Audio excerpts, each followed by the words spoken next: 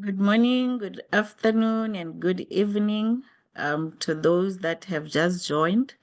My name is Dr. Kgomotso Makhaola. I'll be the moderator for today's session.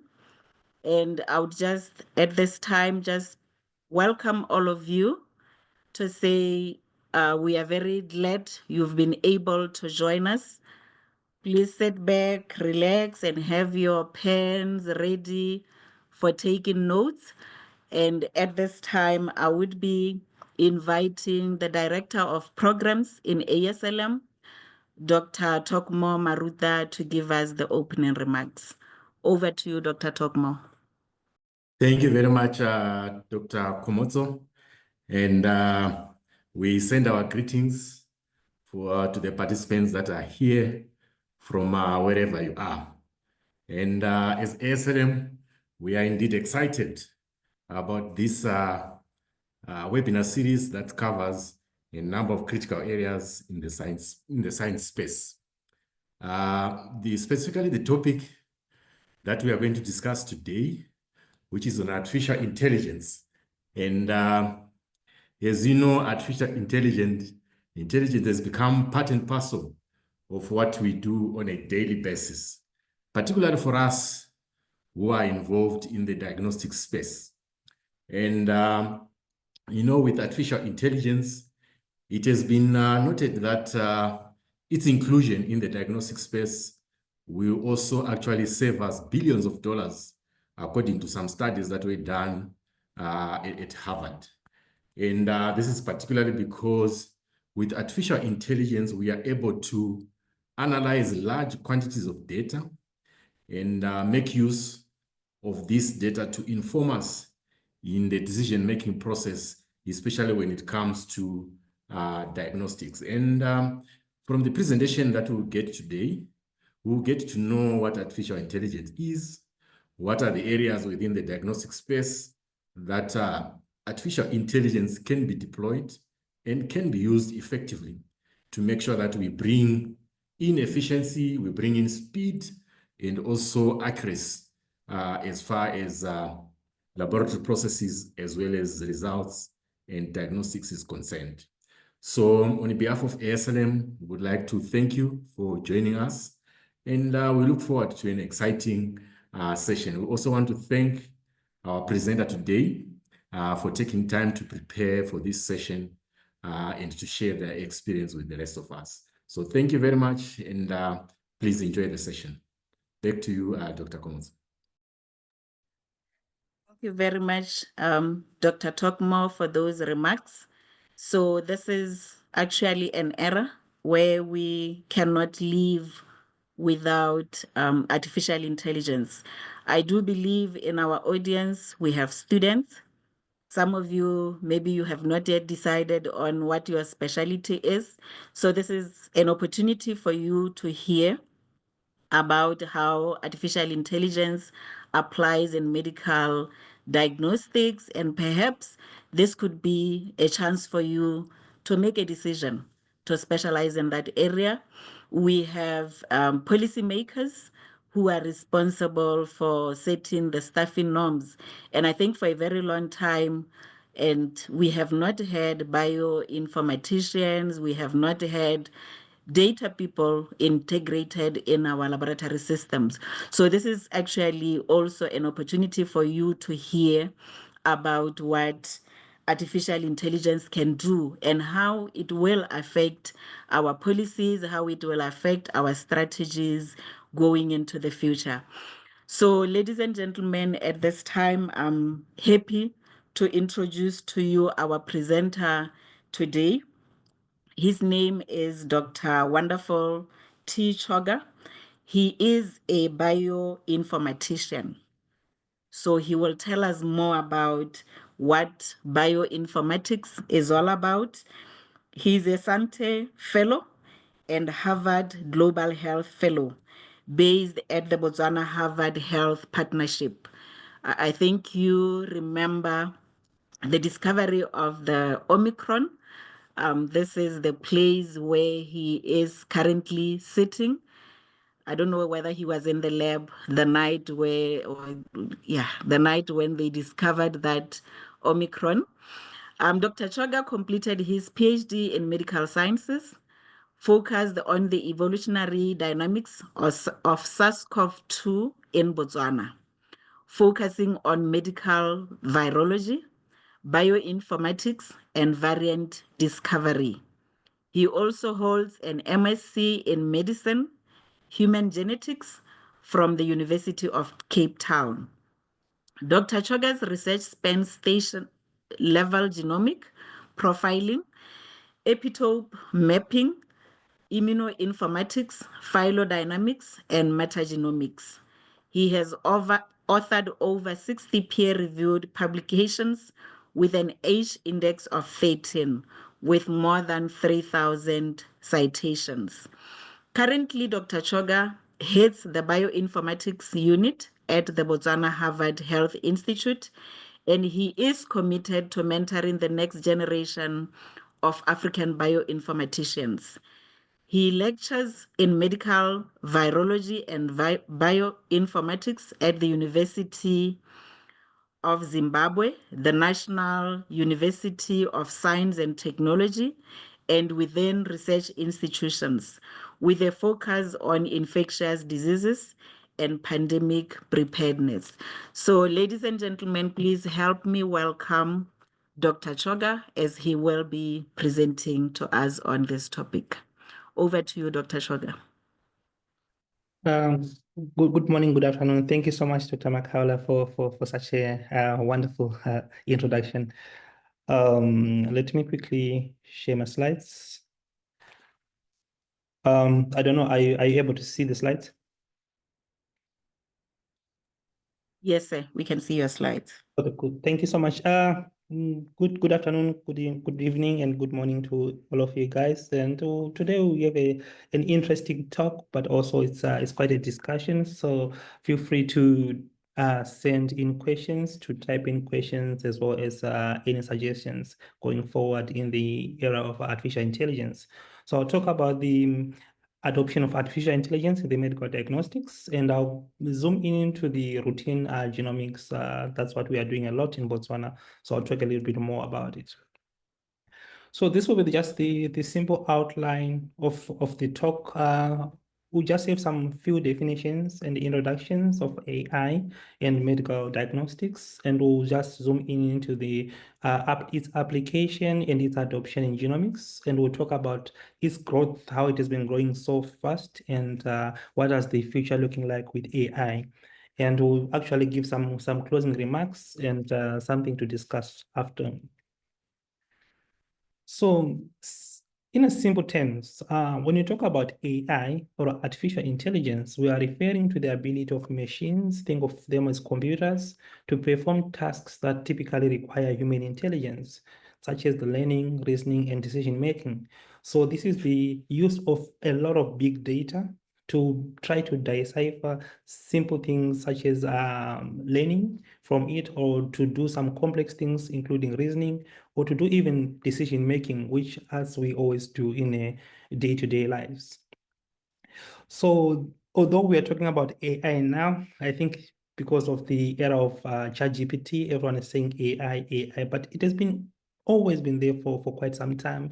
As early as 1950s, we actually were talking about the development of AI using different models, but it is only that now it has been evolving over time, and actually in this era, which is of past 2020, we do have a more advanced application of AI, and also more universities are trying to appreciate the complexity and as well as the needfulness of AI, and are incorporating some degrees to do AI. So there are many ways to define AI and to categorize it into different thematic areas, but I'll use three that are basic so that we can actually understand for someone who's not understanding. So for AI, we do have what we call narrow intelligence, which we call ANI. So in narrow intelligence, think of your phone. When you're using your phones these days, you can just look at your phone and it will recognize your voice and it opens, or you can use Siri if you're using an iPhone or any other platforms where you can just have a conversation. This is based on like we do not have any reasoning there. It's actually using what is already there, what it is captured to perform a specific task. But that's actually one way of AI, of artificial intelligence. We've got what we call AGI or AGI, which is that artificial intelligence, which is actually general. This is quite more cognitive, like humans, where it has got a bit of ideation as well as reasoning. So ideation is the ability to generate ideas as well as to do some reasoning. And this is quite interesting, and people have been using it for a lot of things.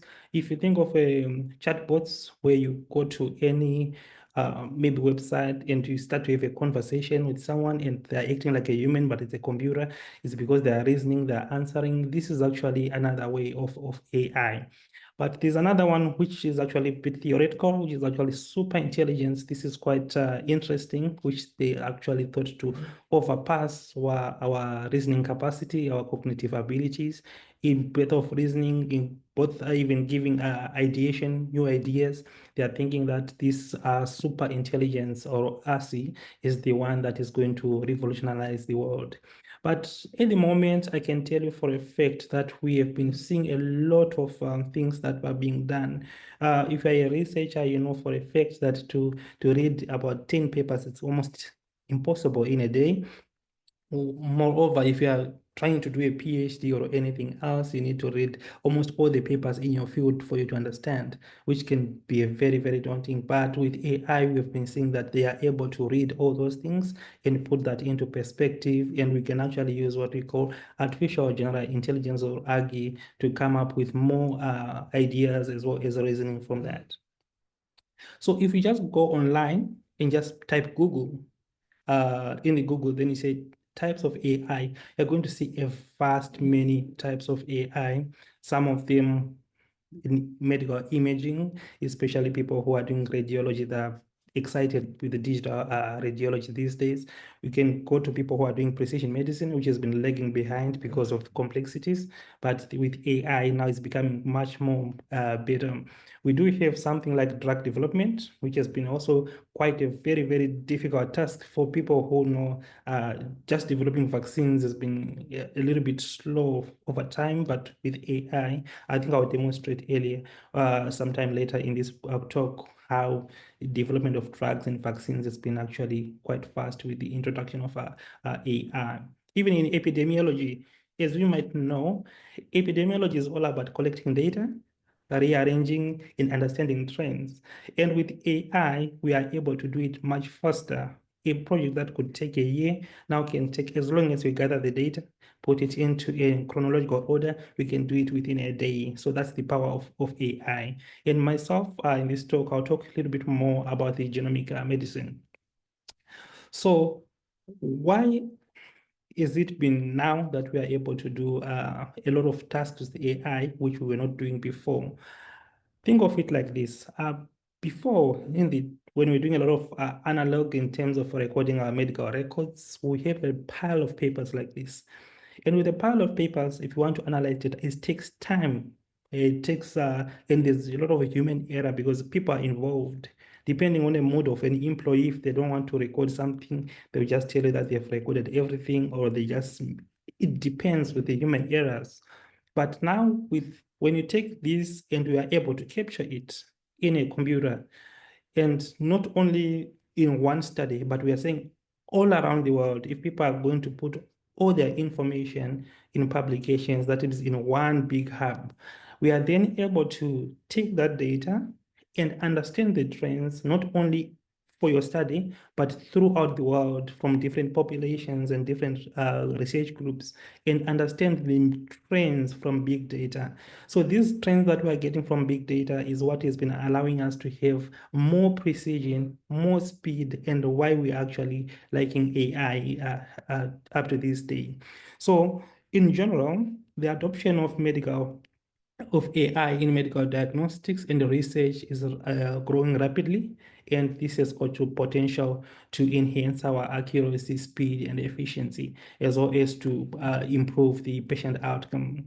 So this is the reason why we are integrating AI in medicine, because our main goal in medicine is to do early detection, precision diagnosis, as well as to do the treatment. So we are actually doing that quickly with AI. There are many studies. If you go right now and say AI in medical field or medical diagnostics, you're going to see a lot of studies that are coming through. But I want to highlight one or two studies from this slide. There's a study that was done recently. They did a systematic review. This is actually in the medical field now, where they did a meta-analysis and do the diagnostic performance to compare how generative AI and physicians can actually compare in terms of diagnostics performance. And they actually saw that AI and physicians were actually similar in terms of their diagnostic performance. However, when it does statistically, you could see that physicians, because of our cognitive abilities and our interactions, were much higher, but we could actually not rule out AI as a way of a diagnostic tool in the future. This actually shows that we are in the era where almost pretty much everyone is now using AI for their day-to-day jobs.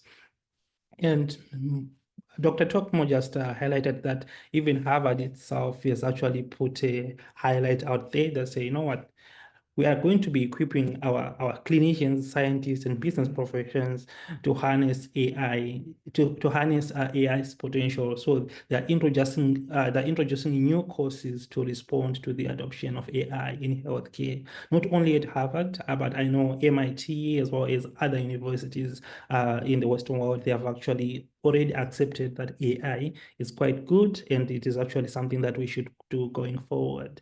But of course, we know that even though we are using AI, especially in the diagnostic way, we should also appreciate that for those ones who have used AI before, the way you type in your request is actually how you get your answers.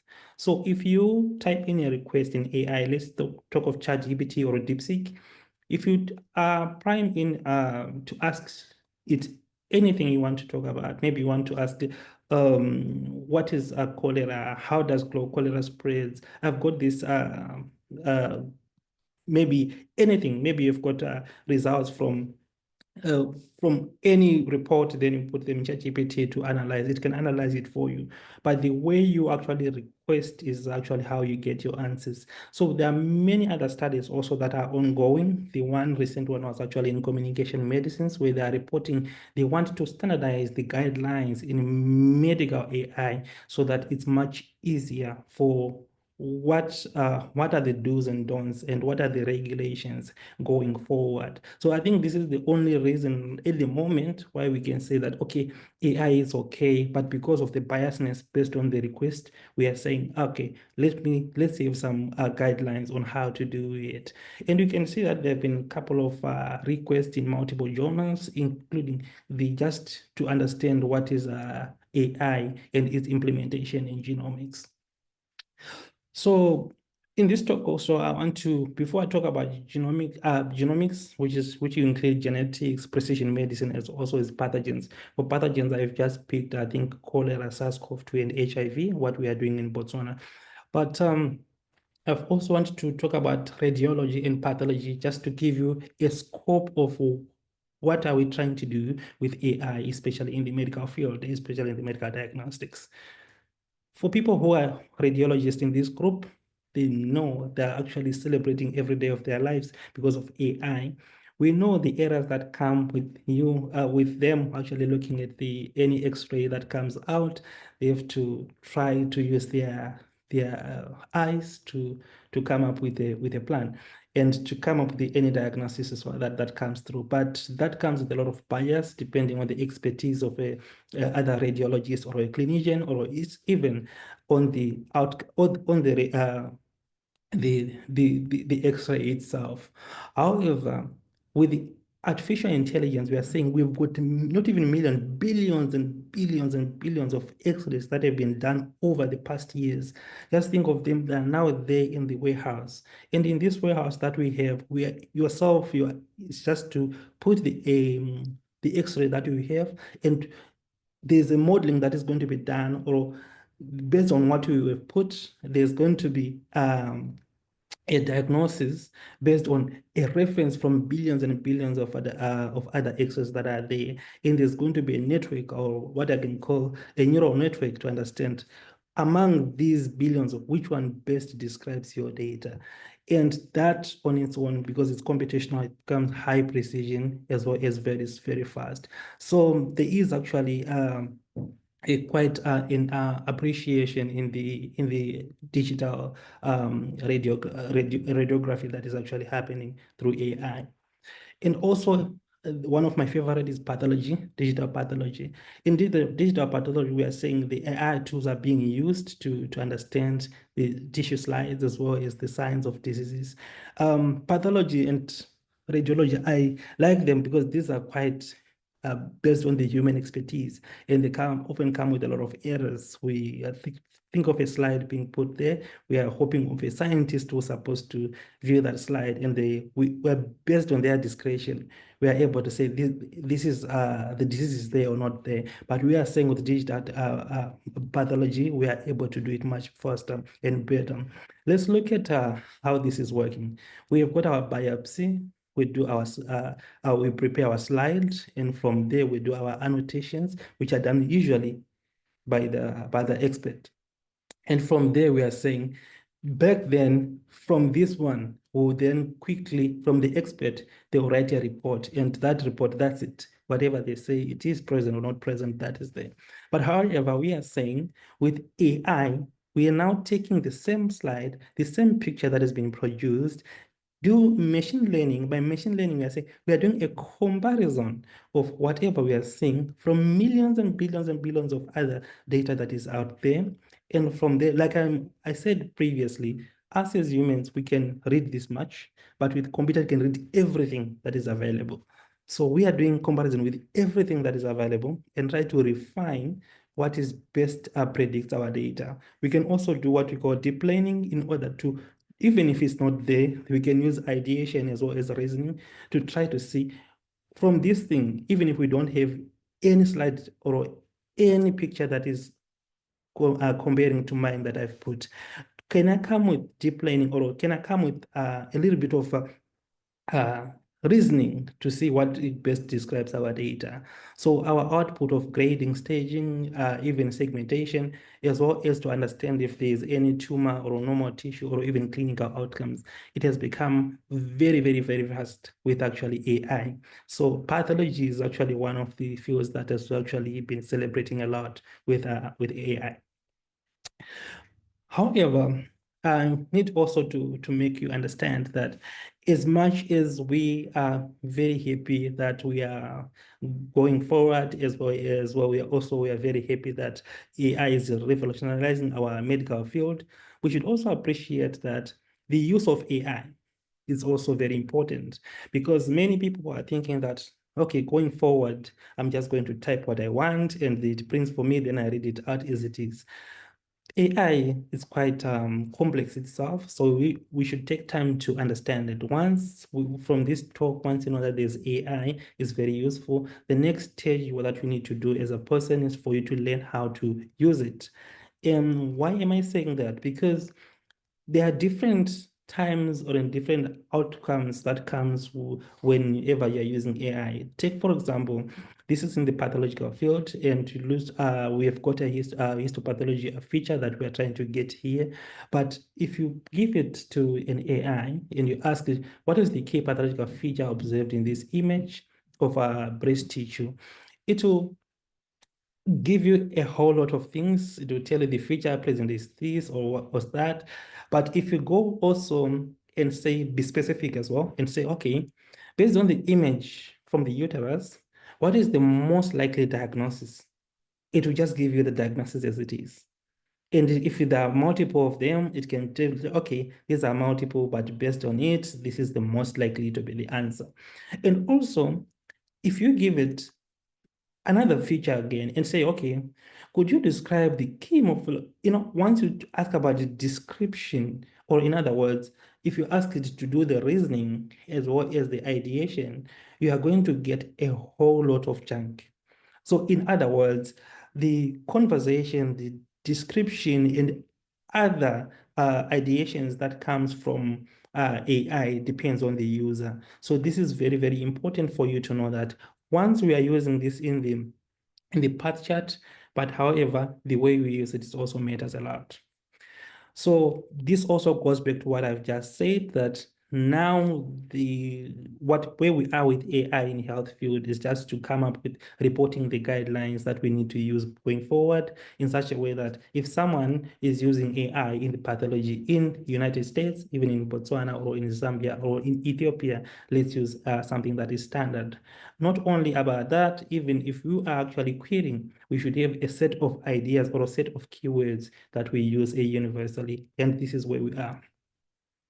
Now let's jump straight to our genomics for AI. And don't forget, if any question, please put them in the chat, then we can address them at the end. So now let's talk about a little bit about genomics. Now, at least we appreciate all of us what is AI, how we can use it to harness our medical diagnostics. So let's talk a little bit about genomics. For genomics, we know that we are trying to integrate genomes and the computational expertise to understand what is happening in the genomes. Because for any genome, can it be from a human or can it be from any pathogen?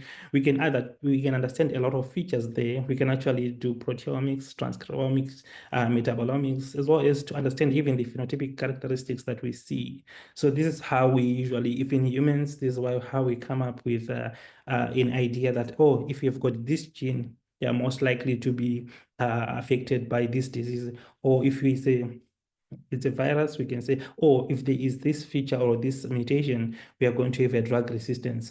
It is through this genomics field that we use that. So most of the genes, the genomic information that we get, we are able to do disease prediction. We can predict a disease. We can actually do personalized medicine, because we all know that we can agree with me that if you've got headache right now, just go and take 2 tablets. They would always go and buy maybe your Panadol, take 2 of them, then you're okay. But not all of people can respond well to 2. Some need a little bit, maybe 1. Some require more based on their genetic profile, genetic makeup. So in precision medicine, we do depend on the genome itself. Even other things like discovery of pathogens.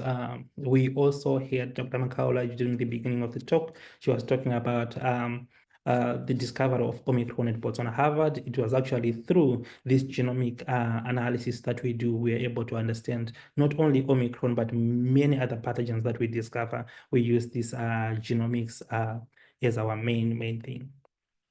But not only do we do that, we don't just work on genomics, we also do a lot of annotations. Like if you look at this graph, we all know that graphs speaks 1,000 words.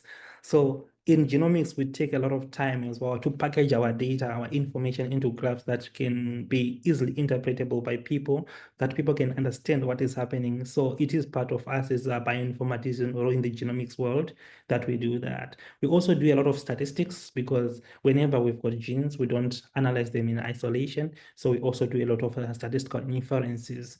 And these, all as much complex as they are, we have been having a lot of problems in the previously, but now with AI, it's becoming better.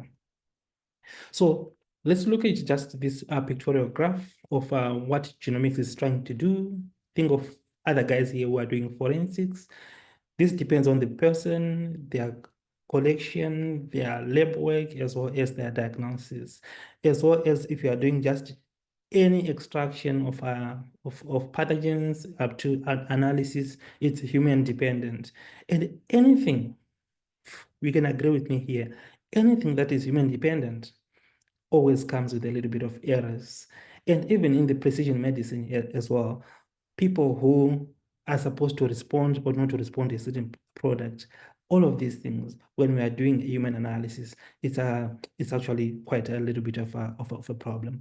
But we are saying with AI, we are now be able to generate data here, put it in the certain softwares, which can actually be cascaded into multiple softwares, and therefore we get up an answer. In the precision medicine, let me explain to you what we are trying to do. In precision medicine, we're saying we've got a genome, but we also understand your lifestyle. And we also want to understand the phenotype. We also want to understand your patient history, what has been happening all this time. We also want to do gene expression through lab tests. If we're talking about anything that requires a little bit of maybe X-ray, maybe the brain, or we're looking for the brain structures or any other things, we need a little bit of imaging results. So think of a analysis that has been done where we have got all these things that you need to collect. And after that, you do them manually. And after that, you're supposed to understand if the person is requires precision medicine or not.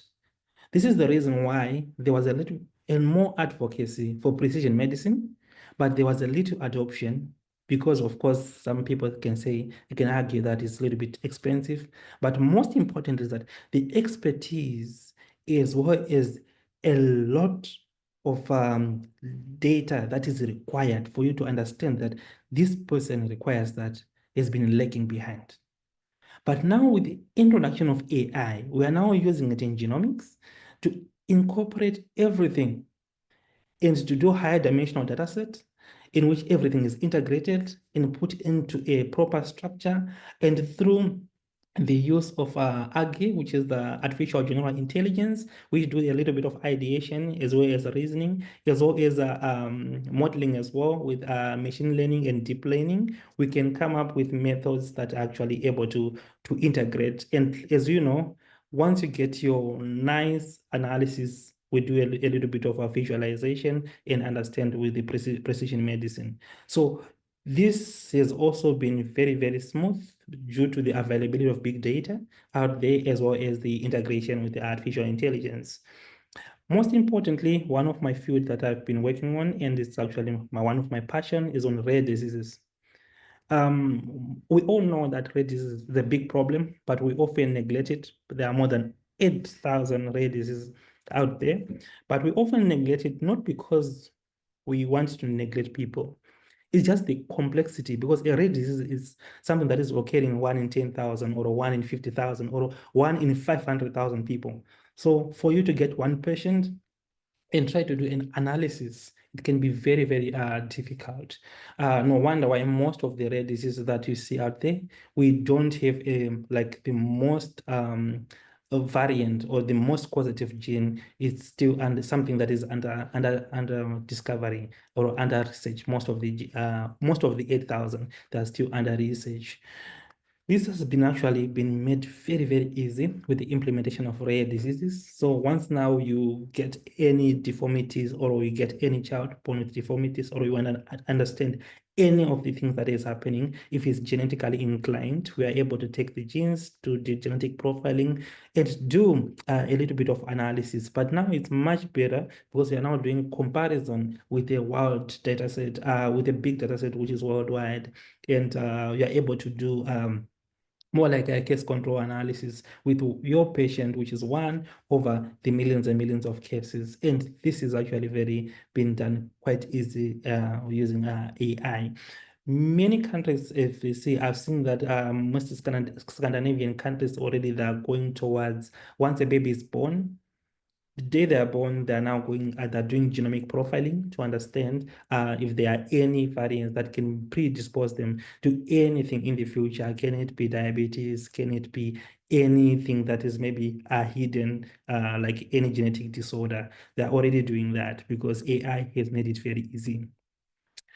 We also have what we call GWAS and PCR, for people who already know it. GWAS is Genome-Wide Association Studies. This is whereby you are saying, I've got 500 people here who have got HIV, and I've got 500 people who don't have HIV but has been exposed. Take, for example, if you've got discorded couples, and you take there's already an evidence of exposure. You take those people, then you want to see what is the gene or what do they have that can make them more resistant to HIV even upon their exposure.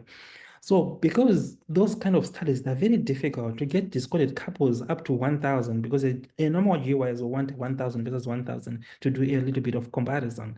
It's been very, very difficult. But however, with a meta-analysis as well as with artificial intelligence, we are now able to do this in a very, very simple way in which you can get your cases, which is mostly what you're looking for, and to make all the global unit or the global population is your controls, and that becomes a little bit of better. And also polygenic risk scores, the predisposition of your genomic variants to be able to be susceptible to a disease. That has been a field of interest for people who are actually, if there are people who are doing genetics here, they know that PCR has been actually quite something of the recent to be talked about. But however, limited data sets have also been making us the predictiveness of our PRIS to be a little bit something of question. But now with AI, we know that once you get your genomes, we can annotate them into different population or groups, and we can quickly aggregate them. So should we get another, this is already what we have. Just think of it as a database. Now, if you get a patient and you want to understand them, they can do actually, there's also a neural network that can actually be compared to that patient that you have been given, and we are able to aggregate all the effects and see if that patient is prone to have hypertension, depression, or any other breast cancer or so forth. So this is actually the advent, not only the advent, but also the most of the best effects that we are getting from AI, because we are able to do this early detection of any disease, even the cancers. We are actually doing a lot of early detection, and we are also be able to identify the novel markers through machine learning. It's no longer test control analysis where we are saying, is there or not there? Right now, is there or not there? If it's not there, what else is there that can actually help me to understand this variation that I'm seeing? So what else is there is what we are saying. It is now this new concept that the AI is actually giving us.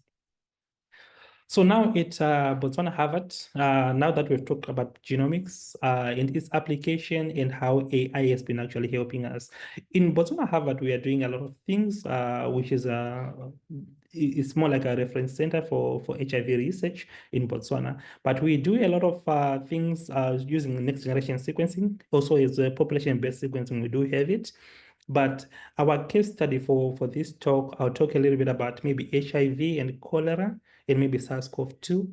And in terms of other imaging, re-imaging, we've been talking a little bit about, we call it pathogen X. This is whereby we are just going to the people in ICU whose etiology is not yet known and try to do a pathogen discovery in them. We are doing a lot of wastewater analysis as well, in which we are trying to find new diseases or new pathogens that are circulating within the population. As you might know, many diseases, they often go unreported within any health setting, especially within African context, because people try to do self-medication before they go to the hospital. So many diseases go unnoticed within the community. So we are actually doing a lot of our wastewater for untargeted pathogens. So I'm going to also to show you now, we are now closer to home. I want to show you how we have been adopting AI to do this faster, in real time, and also with high precision. And most importantly, because we are doing research, we want things that are reproducible. So we want things that when we do it today, even 10 years later, even God forbid, when we are no longer on Earth, people can actually do the same and implement that. So for you to understand, one thing is that when we're talking about bioinformatics, we are talking about a lot of analysis, taking genetic material and analyze it. And depending on what you're analyzing, there are a lot of tools that have been built already. there are some tools that are not built, but you have to build them yourself because depending on your data. Because take, for example, if you want to analyze HIV from this Western world, from maybe let me say from USA, if you want to use same principles, HIV-1C, which is circulating in Africa, especially in Sub-Saharan Africa, you might miss some of the things because even your reference population is not the best. So there are times when as a bioinformatician, you don't use what is there. You are supposed to develop things that actually fit to your data. And not only that, there are times when as a bioinformatician where you are supposed to build a whole new tool because we've got a whole new concept. So these are the things that you should know, that they were always taking time in the bioinformatics world. So to produce a tool in a good tool from the time you produce to the time you deploy to the time you do even early assessment and time you publish a paper, it can take about 2 to 3 years. That's our average time. For other bioinformaticians who are in the core, maybe they take longer or just not maybe 2 years or so.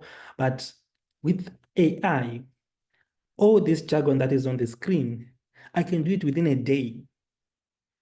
All this jargon, I can do it within a day, package the tools and make it one. All these things I can make it into a one tool and analyze. So all that I need now is I need the output data.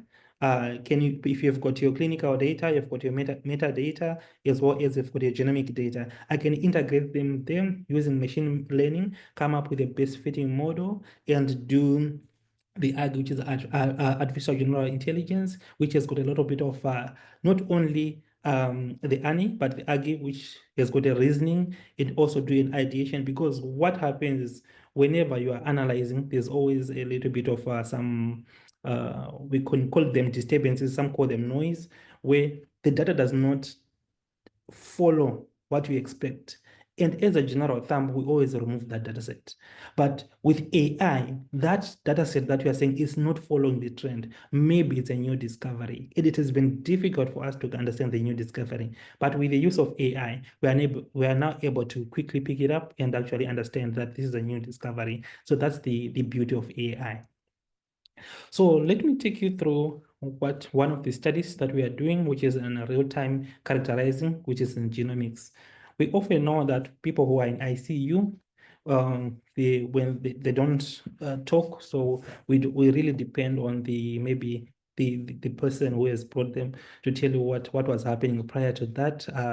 They try to give you the clinical background, or even if they do have a little bit of a clinical background of what is happening, you also see that over time they either can develop other infections within ICU, or they actually need a couple of other medication or other tests that can be done.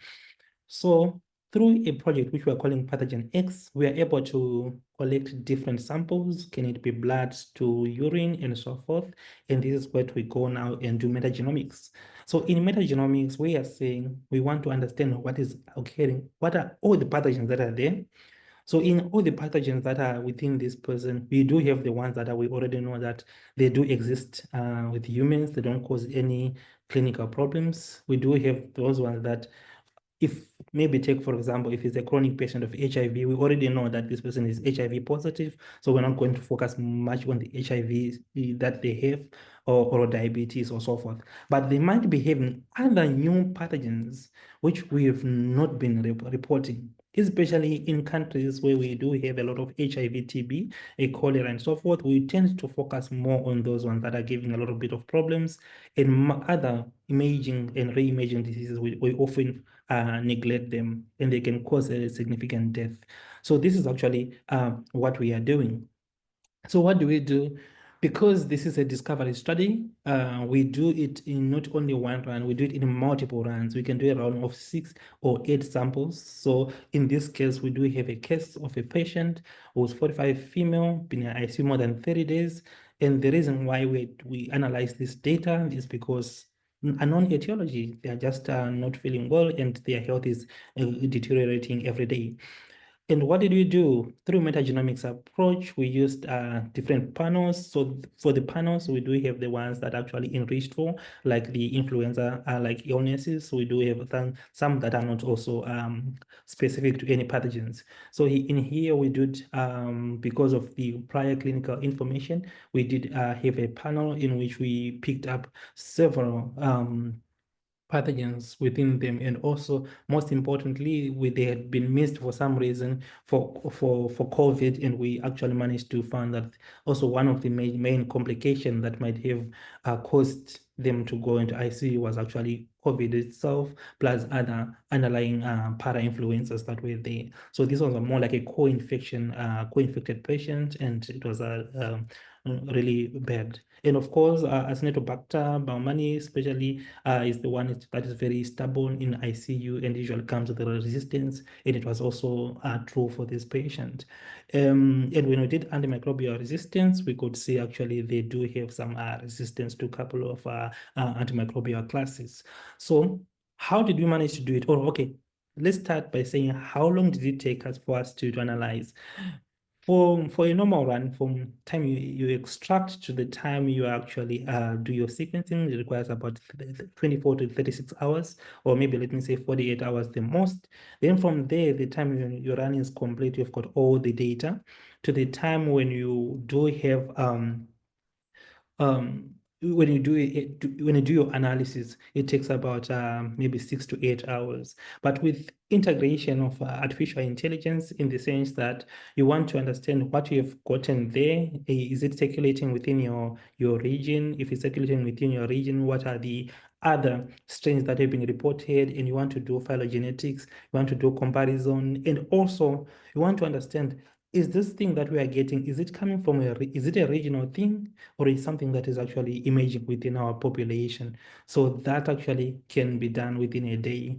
And it is actually through the integration, or I can call it the development of scripts and tools within a framework.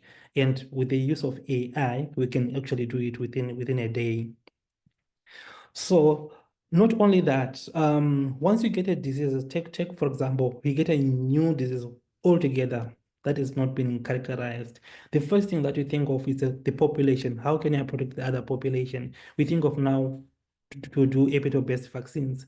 And for epitope-based vaccines, we can do it within a day. What was used to be a 1 year long, now we can do it within a day. We can take the genome, look for the immunogenic regions. From there, we can actually do now epitope predictions.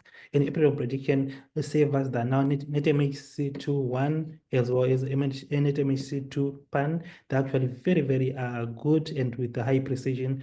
From the time you develop your epitopes, you can actually do epitope prediction, which is a multiple epitope vaccine, which you can actually do within a day. Then from there, by the time you do the clinical trials and evaluations, you already know that this thing, the virus or the pathogen that I've got in my population is this strain, and I've got a candidate vaccine that I've already developed within a day. And not only that, we are also be able to do a variant discovery of novel variants. And like I said, many of the new pathogens and new strains that we are characterizing within the Botswana context is because of the use of these techniques, including deep learning approach. And for people who are actually working with HIV, you can agree with me that we often don't look at minority variants. And by minority variants, these are variants that often occur within a threshold below, maybe let me say 20%. But most studies are showing that some of the variants there, they tend to actually cause a resistance later. But with AI, we are now able to do that. We can actually create our data, generate a BAM file, and from there, within a day, we do know that we do have this resistant profile at what percentage. Not only for HIV, because if variant analysis is showing us that resistance can occur at low prevalence, even for HIV, it also occurs for HBV, for SARS-CoV-2, for HCV, for all the other diseases that you can think of, it also occurs like that. So it is very important for us to understand that minority variance actually analysis is very important. And many tools out there that we actually currently using do not depend on minority variant analysis, but with AI, you can actually develop it even yourself. You don't need to wait for anyone else to, but you can actually do it yourself. So I'll give you Dr. another. Choga, Dr. Yes. Choga, you have 5 minutes. Okay, thank you. Thank you. Maybe if you just try to wind up. Thank you very much. Okay, thank you so much. I think we are almost done. So in another study again, it was the similar situation, but now we do have a bacteria which is Klebsiella, and most importantly, we got resistant profiles. And don't forget, I'm saying this is occurring within 48 hours. And to do culturing, for people who do culturing, you know how long it takes. And when they did the culturing for this, they also saw that what we are seeing here has also been seen with culturing. So this is actually shows that with AI, with metagenomics approach, integration into the multiple tools, it can actually help us to do an early detection of resistance way before. So in other targeted genomes, for the sake of our time, I'll just quickly talk about HIV and other pathogens. So we do know, let me start by SARS-CoV-2. SARS-CoV-2 showed us that when a disease is within a given population, it is very important for you to understand that it has been introduced from elsewhere or it's been transmitted. And the transmission dynamics patterns are very difficult. Many people require an expertise for you to know what is our transmission dynamics, to understand phylogeography, to understand Bayesian. And it has been very, very daunting for some people to do an analysis. You've got genomes, but you don't know what to do. With AI now, we are able to create several what we call import-export analysis and be able to understand where the virus is coming from and where it is actually going. And this is actually very important to control the pathogen. Similarly, we do have patterns, what we call, I can give you a good example for HIV, in which we have got a couple of we do have a couple of HIV that have been shown that we have what we call offshore mutations. By offshore mutations, these are mutations that are occurring elsewhere, but causing resistance elsewhere. And this phenomenon has been difficult to analyze over years, but with AI now, it is as simple as taking all the genomes, taking all the clinical outcomes, and doing your own tool. You don't need even to wait for a tool for anyone else, and come up with a resistant profile. Like from here, even if you don't work in genomics, you just know that there's something called E138K is giving a problem. It is connected to everyone. And this is what actually, why we are saying that AI has revolutionized the way we analyze our data. And most importantly, all these tools that I'm talking about, the take-home message is that with AI, we can now develop any tool that we want, even with a little expertise, and we can package it into one main tool, or we can integrate many tools into one main tool in which we can use to analyze our data. So other take-home message is that for cholera for cholera transmission dynamics within Malawi, we also managed to do this analysis. It was almost in near real time, because we managed to go to our samples, analyze, see the transmission dynamics, and also understand, to do the plotting, to understand the floods that were occurring, the number of deaths and cases.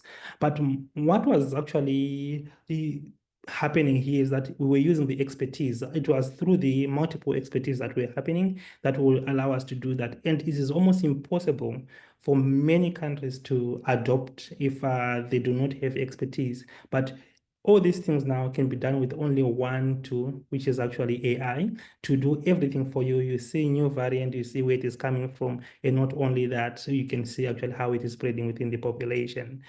And like I said, we've been using this a lot in the development of our vaccines. And also, once we do vaccine development, we are actually more focused with the 3D annotations and 3D folding, because it can also tell us a lot about our vaccine. So we have also been actually adopting that as well. So in conclusion, we've seen that with AI, we are now have got improved algorithms that can allow us to do diagnosis, and we can now develop any tool for yourself as long as you've got genomes and actually be able to do a lot of bit of our diagnosis as well as to reduce human error. And in terms of cost effectiveness, it's very, very cheap. It has actually reduced all our costs for diagnosis in healthcare. And actually, there's a large slide which is shown by that by 2030, almost half of our jobs will be actually taken by AI. But how are we doing in Africa? Just one or two slides at the end, we are seeing that in Africa, we've been adopting it, but I think it's a little bit on the slow side, and I strongly advocate that people should actually adopt AI. We already know that there are now rings that you can wear. It can take everything that you are doing, your breathing rate, your blood pressure, and so forth. And these are the things that are actually are showing that the advancement of AI is actually quite important. And we do have some countries which are strongly advocating for it, like for big data, like South Africa. I know Nigeria, I know Zimbabwe. I know Ethiopia has been also talking a lot about approving AI policy. These are some of just snapshots, but I know that many countries within Africa are going forward with AI. So we do have some challenges for health data privacy. We know that once you put your data of patients on the server, it can be a little bit sensitive. No wonder why they want to come up with the standard regulations that we can use.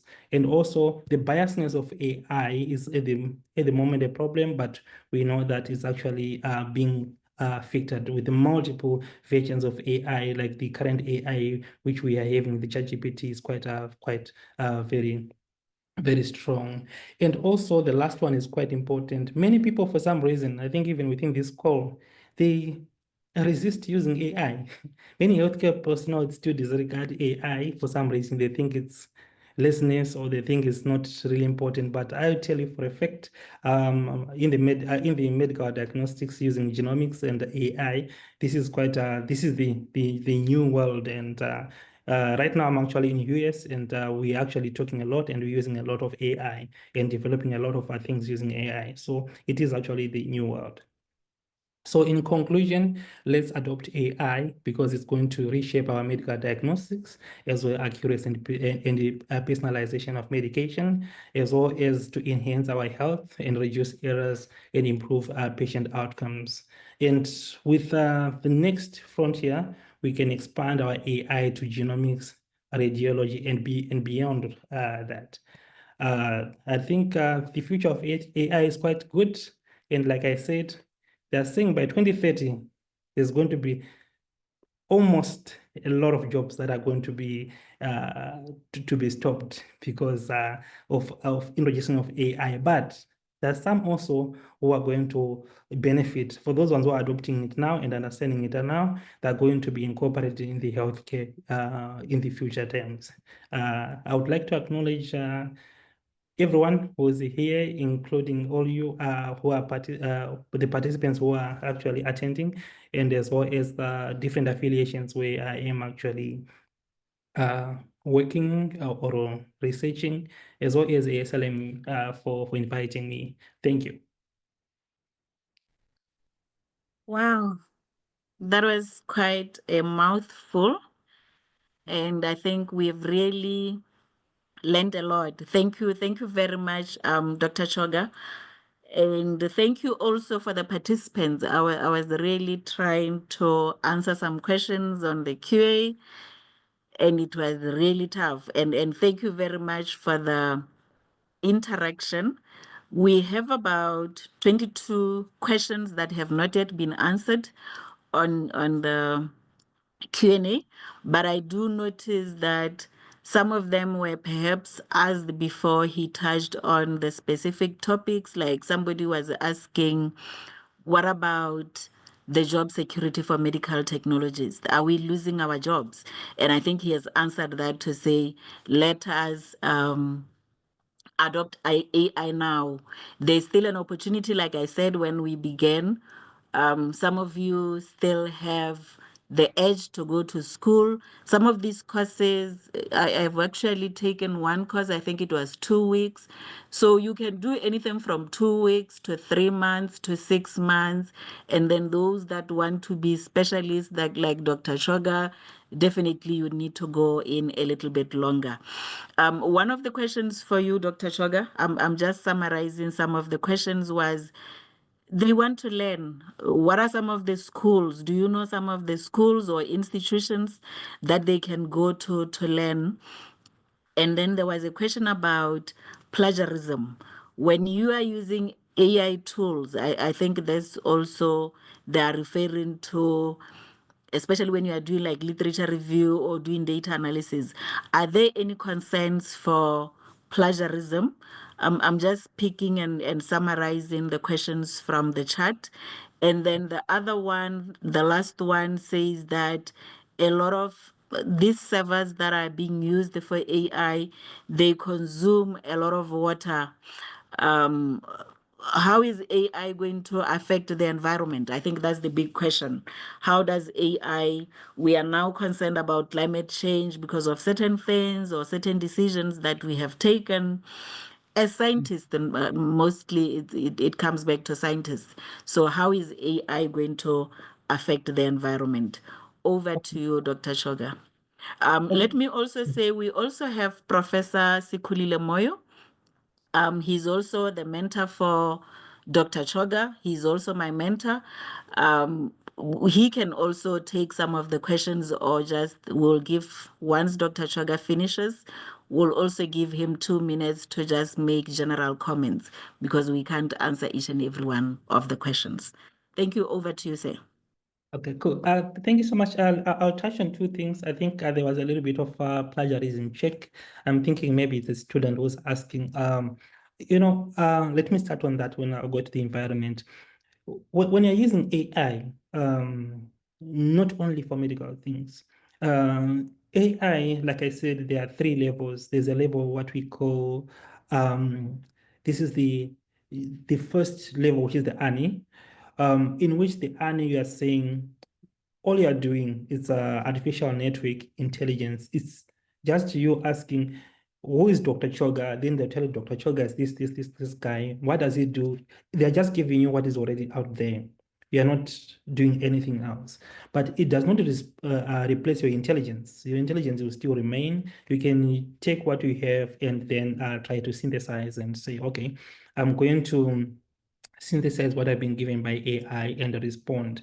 But however, if now we want to use AI for reasoning or for ideation is like this phenomenon where you are trying to generate new ideas or new projects, or you want to write a grant and you're saying, you know what, I want to write a grant, and they're talking about HIV cure. I don't know about HIV cure. Let me go to ChatGPT. It's going to give you a lot of nice ideas, and it is up to you, your reasoning and your intelligence now, and your expertise to refine those ideas. But for effect, it actually can give you that.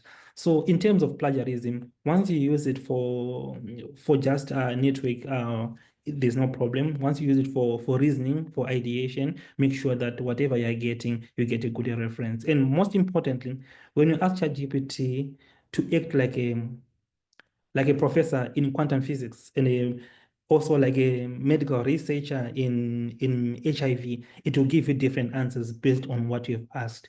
So make sure that you use some of those targets when you're searching. Let's go to the environment. That's a big thing. That's why I thought I can finish with it last. AI on its own is requiring a lot of electricity. The main buildings and the servers that are being generated all over, it requires a lot of electricity, and there's a lot of cooling of these servers, which requires a lot of water.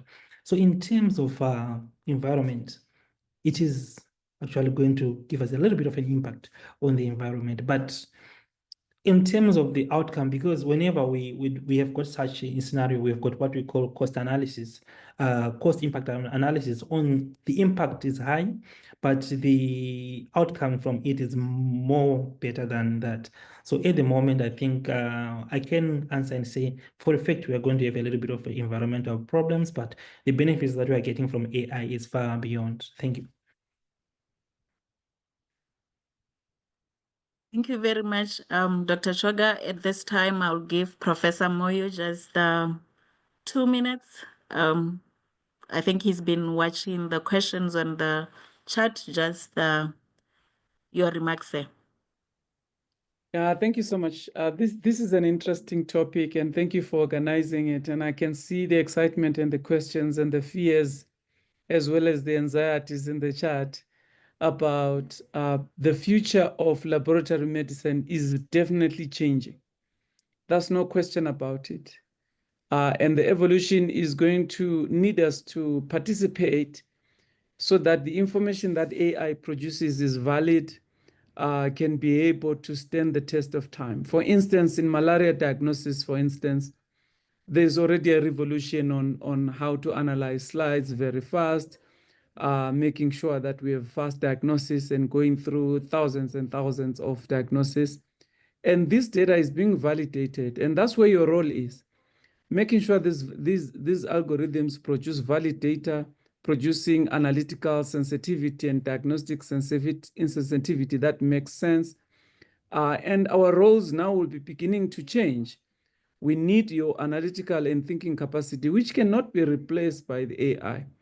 Guided questions and your experience cannot be replaced by AI, but your roles may drastically change because you need to adapt with the new technology. I saw a few questions about what about the quality, what about the errors. That's where training of these models is. It means training them, making sure that you have real data, you have phenotypic DST, for example, you have genomic DST, genomic data. How do you make sure that what the machine is learning is corresponding to what you actually see in the field? AMR genes, for example, your sensitivity testing, you also do your pattern recognition from AMR genes. Now you are able to say, we see this pattern of resistance and we're able to validate it in culture with an example that was shown by Dr. Choga. So I'm encouraging lab specialists to learn about AI, embrace AI. There's also abuse of AI. I saw people commenting about plagiarism. Someone worried that people are going to be lazy. Well, there are bad use of AI, like social media. There's good use of social media. You learn a lot from Facebook, from LinkedIn, but there are people who go there not to promote good ethics. So there's going to be a lot of ethics of using AI, and we need to embrace the technology. It's here to go. So we need to find ways of making sure that it's ethical, is good use, and there are policies, robust policies within our laboratory frameworks that actually in the use of AI. How do you make sure that it's actually giving accurate results? So I'm excited for this session, and thanks to the organizers to making sure that we put in the table in the discussion forum. There is a huge course that takes about 3-4 weeks from Futures. I think I did paste it online. If you can take advantage of that course, it gives you some good understanding of AI and use of AI in the lab, in diagnostic medicine, use of AI in bioinformatics and genomics, and what you can learn from this. Thank you so much for the opportunity to speak. Thank you very much, Prof. I think we've shared a lot. Unfortunately, colleagues, we are running out of time, but I just wanted to say all the questions that are on the Q&A board, we are going to answer all of them, and then we are going to share the slides together with the questions and answers. And then we are also going to upload this presentation into our website and our YouTube channel.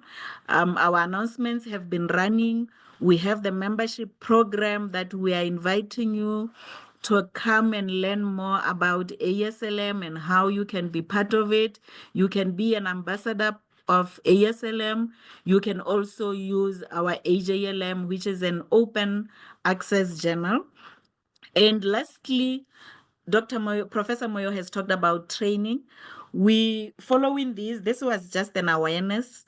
The intention is that we will develop short courses on AI, on bioinformatics that you can take in future to learn more about AI.